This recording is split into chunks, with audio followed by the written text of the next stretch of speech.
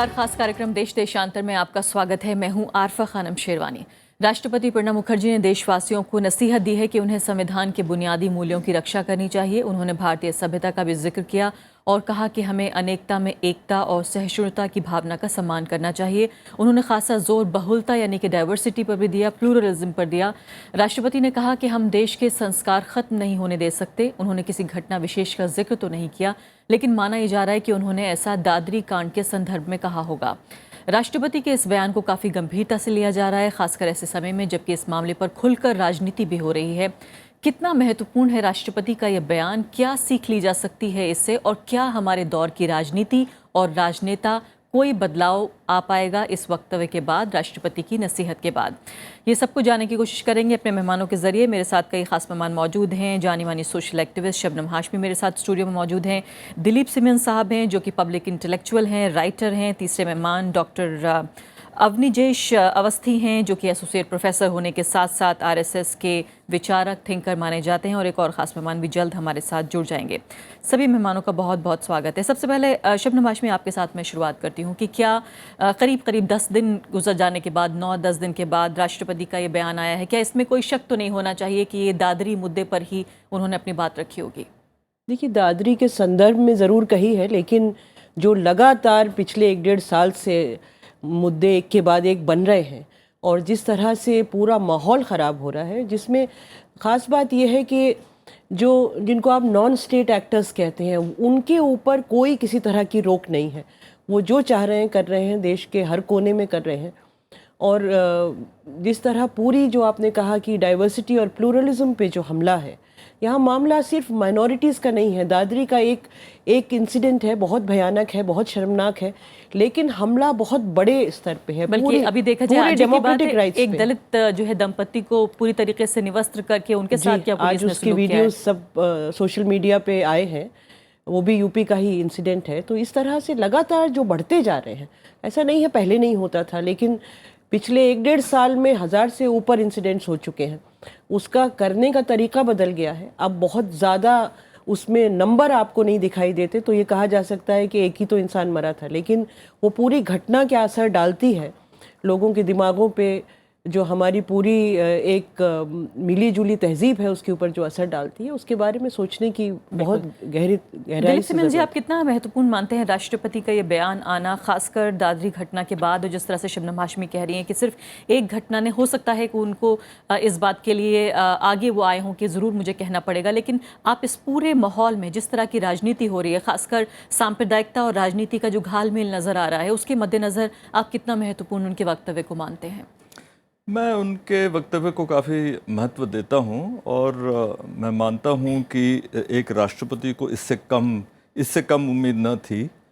ये उन्होंने उचित बयान दिया है, लेकिन इसका कितना असर पड़ेगा मुझे यकीन नहीं है। मैं बिलीव नहीं कर सकता। हो सकता है कि कुछ असर पड़े। अच्छा हुआ है उन्होंने ये कहा। मेरे लिए सबसे ज़्यादा महत्वपूर्ण बात यह है कि शासक पार्टी और उसके कार्यकर्ताओं ने बजाय इसके कि लोगों के घाव और जख्म पर थोड़ा मलहम लगाए, उन्होंने और भी भड़काया है। उन्होंने घावों पर मतलब ऐसा लगता है कि मिर्च मसाला डालने की कोशिश की है, जो उनसे उम्मीद नहीं थी। आप देश तोड़ सकते हैं या देश जोड़ना चाहते हैं, ये सबसे बड़ा सवाल है। तो मेरे लिए सबसे बड़ा मुद्दा है हिंसा। किसी भी पार्टी, कोई भी मतलब लीडर हो, उसको हिंसा भड़काने या हिंसा को थोड़ी को रत्ती भर भी सपोर्ट देने से हिचकना चाहिए, जो मैं नहीं देख रहा हूँ। अब हाल में मैंने सुना है कि प्रधानमंत्री ने कुछ बयान दिया, अच्छी बात है। मैं वही कहना चाह रही थी कि आप कह रहे थे कि बदलाव नहीं आएगा, लेकिन खुद देश के प्रधानमंत्री ने ये कहा है कि आप राष्ट्रपति वो को तो ठीक है, लेकिन देश के प्रधानमंत्री ने 7 दिन क्यों इंतजार किया इस बयान के लिए? इससे पहले कहना चाहिए था। देश के प्रधानमंत्री बयान या तो तब देते हैं जब वोट की ज़रूरत हो, और जब ये हो कि अंतर्राष्ट्रीय स्तर पे क्या असर पड़ेगा, तब वो बयान देते हैं। वरना तो चुप्पी उनकी ऐसे मुद्दों पे तो चुप्पी उनकी छाई रहती है। तो कहीं पहले कहना चाहिए था ये सब कुछ। ऐसा लगता है कि कुछ देर इस आग को जलने दिया गया और उसके बाद में बयान आने लगे। तो राष्ट्रपति जी ने जो कहा बहुत उचित कहा, और मैं चाहता हूं कि लोग इसको ध्यान दें, और जो खास करके जो रूलिंग पार्टी है और जो संसद में है, जो रिप्रेजेंटेटिव हैं लोगों के, जो जीत के आए हैं इलेक्शन में, उनको लोगों को मतलब मलहम लगाने की कोशिश करनी चाहिए और चोटों को चंगा करने की कोशिश करनी चाहिए, और ये सब कुछ नहीं हो रहा है, होना चाहिए। डॉक्टर अवस्थी, ये बताइए कि खासकर जो उन्होंने बार बार जिस शब्द का इस्तेमाल किया राष्ट्रपति ने, वो सभ्यता का उन्होंने बार बार जिक्र किया है। संविधान की तो बात उन्होंने की, लेकिन सभ्यता का बार बार जिक्र किया। उन्होंने कहा कि बहुत सारी सभ्यताएं हमेशा के लिए ख़त्म हो गई हैं, लेकिन भारत अपनी सभ्यता को बचाने में कामयाब रहा। ये हो सकता है कि बहुत स्टैंडर्ड लाइन्स लगें, लगता है कि टेक्स्ट बुक से हमने उठाया है, लेकिन इसके बहुत गंभीर मायने हैं। क्या राष्ट्रपति ये कहना चाहते हैं कि फ़िलहाल के माहौल में उन्हें जो हमारी सैकड़ों सालों से सभ्यता चली आ रही है उस पर ख़तरा है फ़िलहाल?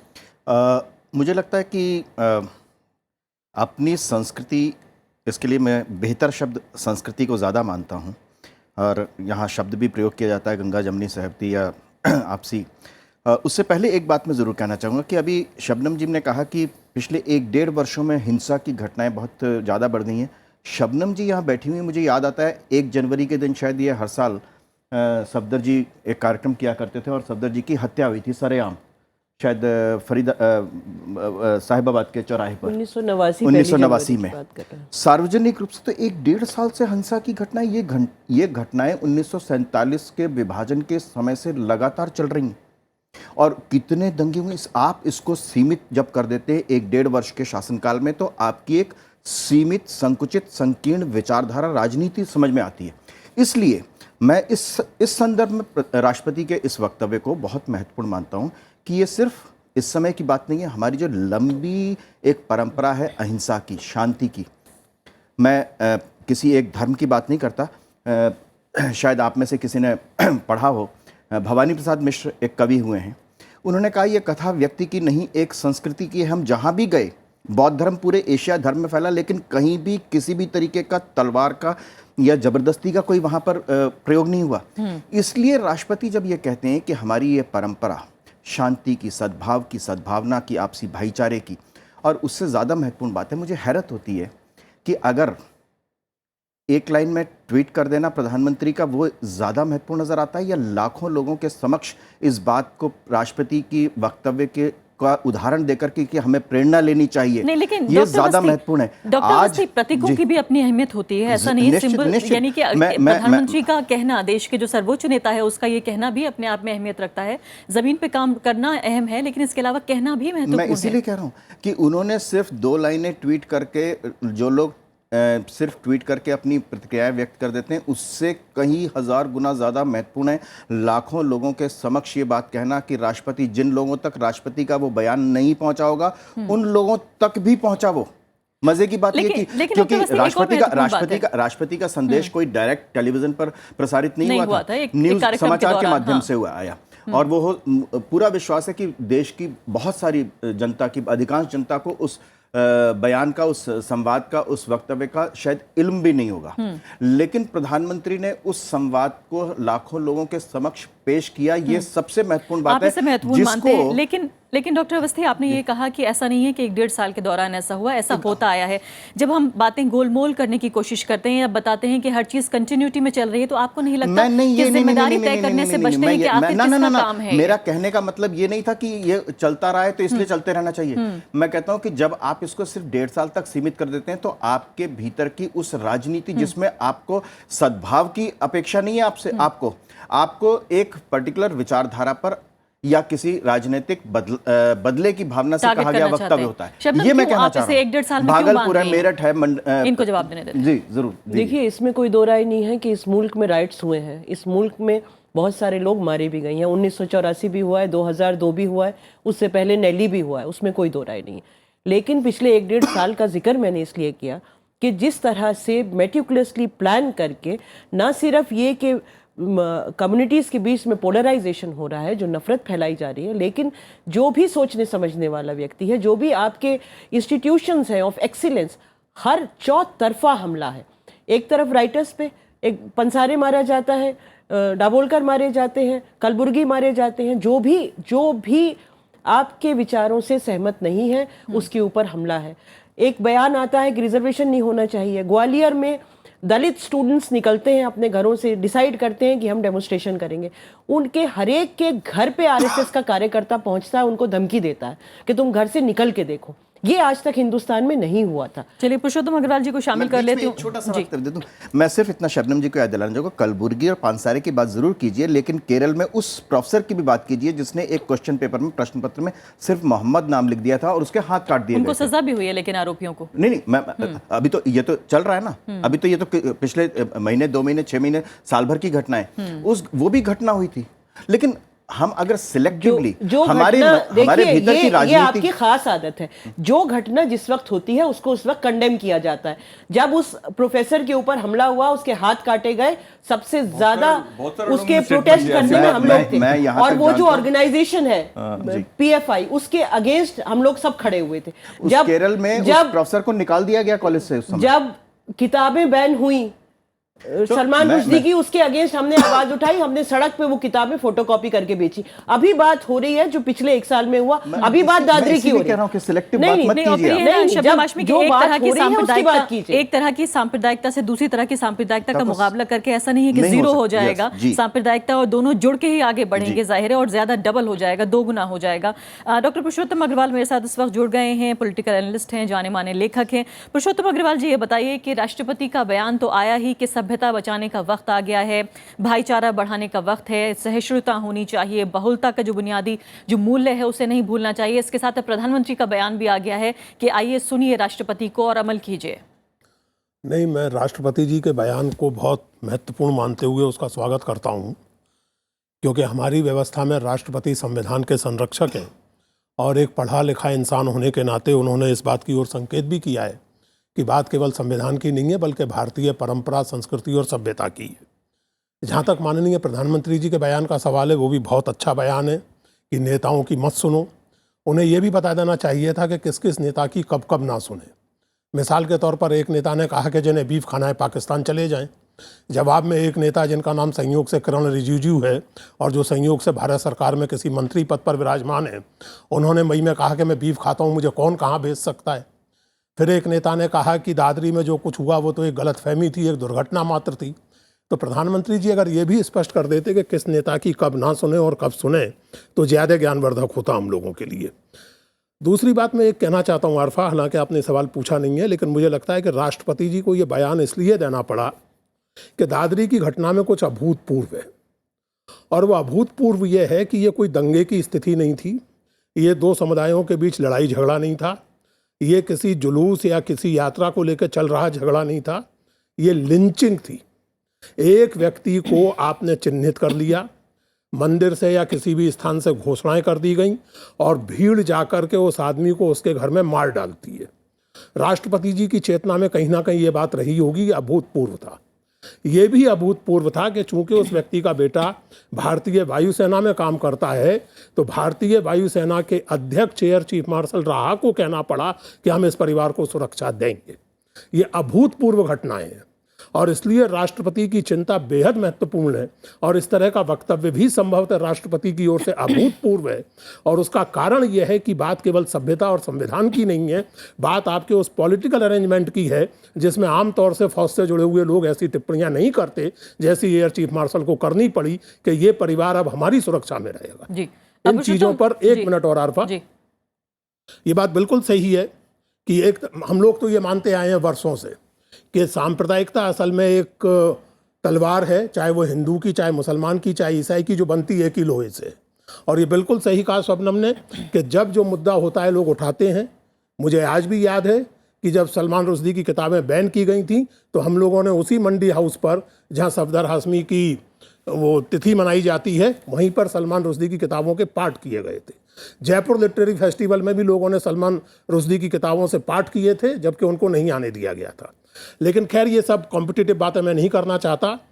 मैं सिर्फ ये चाहता हूं कि राष्ट्रपति की चिंता को हम सच्चे रूप में समझें और इस बात को सचमुच समझें कि ये बात केवल एक पार्टी, एक नेता, देखिए चाहे कोई नेता हो, कोई मंत्री हो, कोई विपक्षी नेता हो, कोई मुख्यमंत्री हो, हिंदुस्तान के सामने सब छोटे हैं। जी ठीक है, हिंदुस्तान सबसे बड़ा है। और राष्ट्रपति के इस वक्तव्य में, और ध्यान दीजिए वो वक्तव्य कब दिया राष्ट्रपति ने, कॉफी टेबल बुक का वो होना था विमोचन, बिल्कुल कोई प्रसंग नहीं था सीधे सीधे, लेकिन राष्ट्रपति ने उस अवसर का लाभ उठाया और उसके बाद प्रधानमंत्री बोले। और ऐसा बहुत कम होता है कि कभी राष्ट्रपति नहीं इतनी होता। इतनी मुखर आवाज में बात करें, यानी कि चिंता का वो स्तर रहा यह होगा। अभूतपूर्व घटना है। जी हाँ, शबनम हाशमी जी, ये बताइए फिलहाल कि जिस तरह से जो राष्ट्रपति ने कहा अभी, प्रणब मुखर्जी ने, उन्होंने कहा है कि सभ्यता जो है, दूसरी सभ्यताएं खत्म हो गई हैं, लेकिन भारत अपनी कोर वैल्यूज की वजह से उसकी सभ्यता बची हुई है। क्या वो आज के दौर की राजनीति से परेशान है? क्या आपको लगता है ये किसी सरकार के बारे में कहना चाहते हैं? हम जानते हैं उत्तर प्रदेश का जो है वो टेरिटरी जो है उसके अंदर ये घटना हुई है दादरी वाली, क्या ये उन पर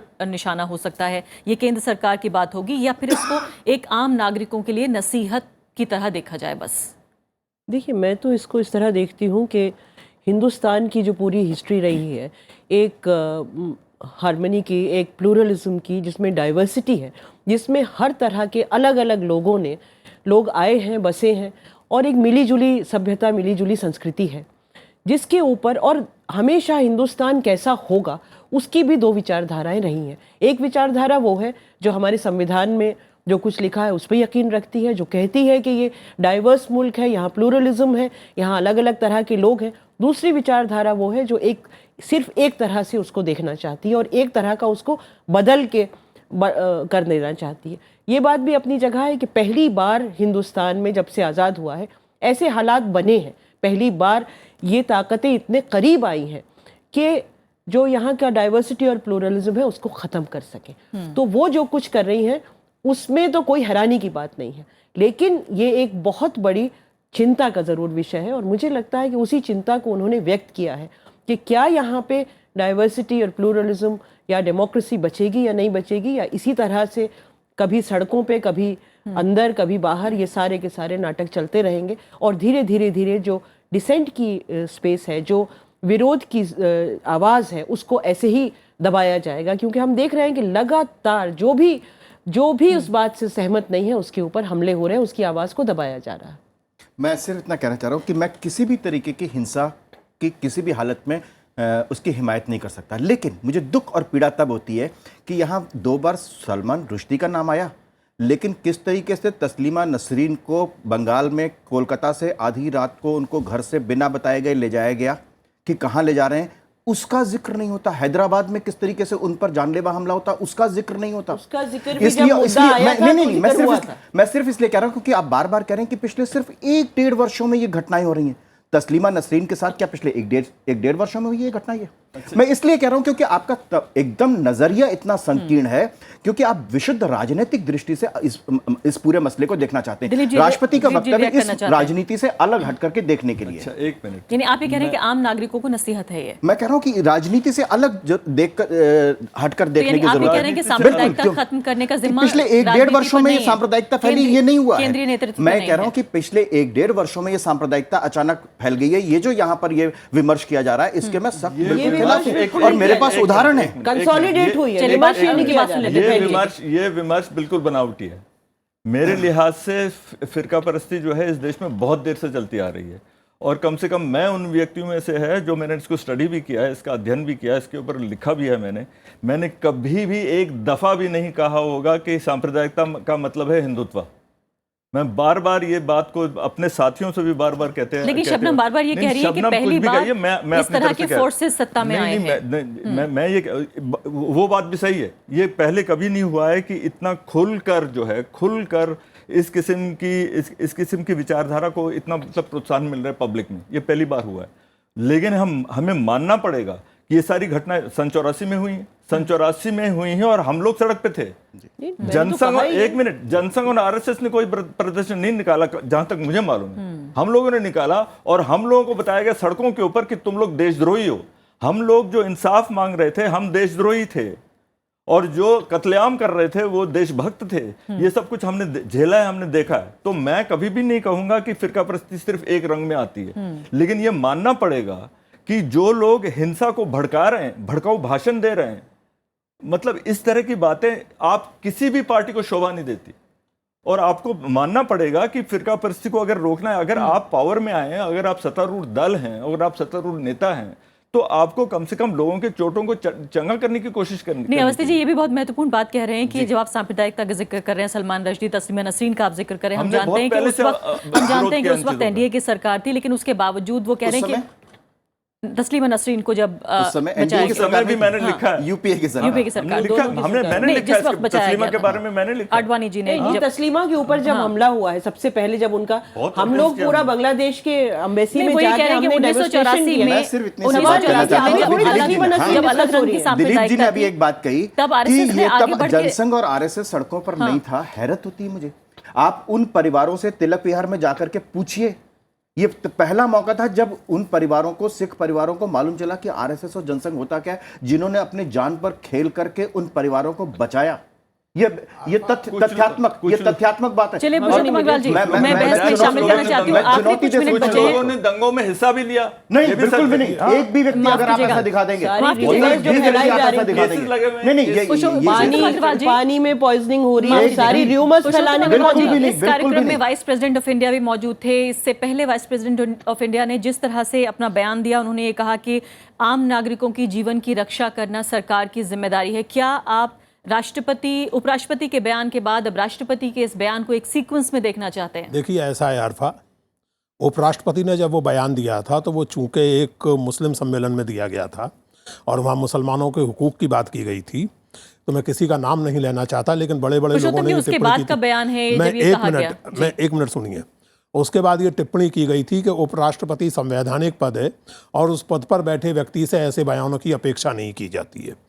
गनीमत है कि राष्ट्रपति प्रणब मुखर्जी के बारे में ऐसा नहीं कहा गया कि संवैधानिक पद पर बैठे व्यक्ति से ऐसे बयानों की अपेक्षा नहीं की जाती है। इतिहास में अगर जाएंगे तो किस्सा यह है कि बात निकलेगी तो दूर तलक जाएगी। फिर सन 84 तक नहीं, बात फिर सन 47 भी जाएगी, सन 36 भी जाएगी, सन 25 भी जाएगी, उसके पहले भी जाएगी।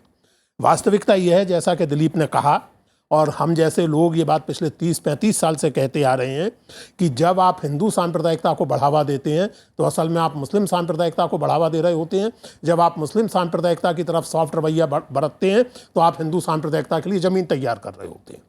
असली चीज़ यह है कि आप किस तरह की मानसिकता इस देश में बनाना चाहते हैं। असली चीज़ यह है कि आप किस तरह की हिंदुस्तानियत की अवधारणा बनाना चाहते हैं। असली चीज़ यह है कि कानून के राज का आपके लिए कोई मतलब है या नहीं।